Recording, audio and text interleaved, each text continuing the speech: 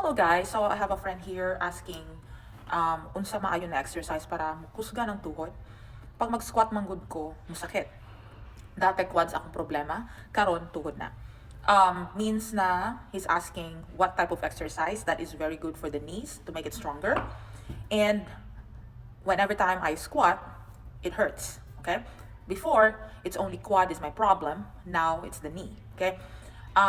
Quad issue kasi nag-message na siya sa akin dati dyan and I already gave him advice and it's solved. So, naging okay na yung quad niya. So this time he's asking about the knees, okay? So let's talk about the knees, okay? So before I'll give an video, before I give a video with regards to how to do proper squat, let me explain for you first why is it na sumasakit yung tuhod. So there's a lot of factors bakit sumasakit ang tuhod every time you squat. It's number one, mali yung squat mo. Mali yung squat mo and form ng angle ng tuhod mo kaya sumasakit. And I will make a video later on kung paano, okay?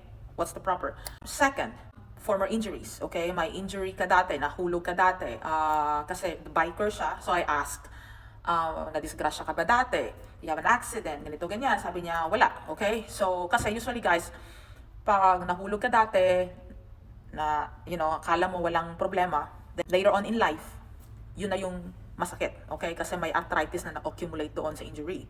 Akala mo lang wala, pero meron. Okay. Next, another factor, bakit sumasakit yung tuhod, it's because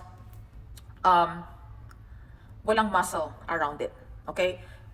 Back to squatting. Squatting is one of the best way, proper squat is the best way to build muscle around it as well. Means, yung joints doon, pag may muscle around doon, pinoprotektahan yun to avoid injury.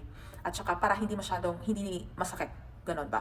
But unless, kung tama yung squat. Pag mali yung squatting mo, it's useless. Wala pa rin, it's no effect. Okay? Walang muscle magbi-build up around it. Kasi, wala namang effect yung squat mo. Kasi mali. So, ang squat kasi, it will work on your quad and it will work on your butt. Yan ang squat na purpose. Okay? So, with that being said, kahit quad lang siya, connected pa rin sa knee. So, pag may weight-bearing exercise ka, like may dumbbell, kahit body weights, leg press, lalo na pumupunta ka sa gym, leg press ka, that's one of the factors, mag-build yung muscle around the knee joints. Now, we'll talk about paano mag-squat, okay?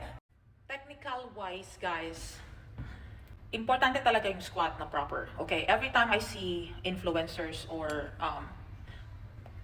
people who are showing their exercise, oh, grow your butt, squat.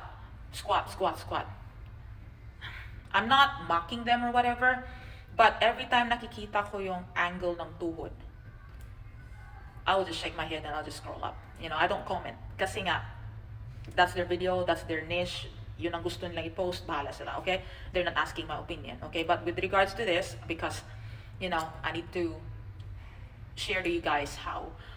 So every time I meet my new client, I always make them do squat. Sasabihin ko, okay, show me your squat, show me how you squat. Okay, so let's just say, out of 10 clients na nanggaling na from former personal trainers, may dalawa dyan ang marunong mag-squat. Kasi tinuruan ng maayos. Tinuruan ng proper, ng trainer nila, ng technique. The rest of that, mali. So, kaya nagtatanong sila, ba't sumasakit yung tuhod nila, ba't wala pa rin effect walang growth ng muscle sa quad at saka sa butt, ng ganun. So, pag tinitingnan ko yung squat, that's why. Mali. Okay? So, first, guys, okay, look at yourself in the mirror, okay? Pag tinitingnan niyo yung sarili niyo sa mirror and on the side view part, okay? I'll tie this up so you can see. Okay. Alright. When you look at yourself in the mirror on the side, okay? Alright, relax. Usually, ganito nakikita ko mostly. Or ganito, hyperextend the back, and then yung heel, naglilift yung heel. Or ganito. So, those are the wrong squat. Every time ang tuhod, nagfo-forward, instead of hinging first, mali, okay? So, you have to be technical, guys, okay? Now, Ang problema din, pag nagpo-forward, pag nag-hinge, dapat first hinge. And then, drop the hip down. So nakikita nyo yung tuhod, hindi nagpo-forward. So, nafe-feel nyo yung quad na nag-work. Transfer your weight, transfer the weight to the heel, okay? Wag sa tuhod. Why? Okay, why? Okay? Kasi, pag transfer mo yung heel, weight sa heel, automatically, yung katawan mo magpo-form automatically ng proper, okay? So, hindi nagpo-forward yung tuhod. Kasi pag transfer sa toes, automatic yung tuhod po-forward. Pag sa heel, automatic nag-hinge, tapos, forward yung chest, hindi nagpo-forward ang tuhod. And then, automatically, you'll feel the quad. Heel, heel, heel. Push, heel. Use the heel. When you get up, push, use the heel. Push, use the heel. Then, you squeeze, and down. See? Yung tuhod ko hindi nagpo-forward. Up. Hinge. Drop down. Forward your chest.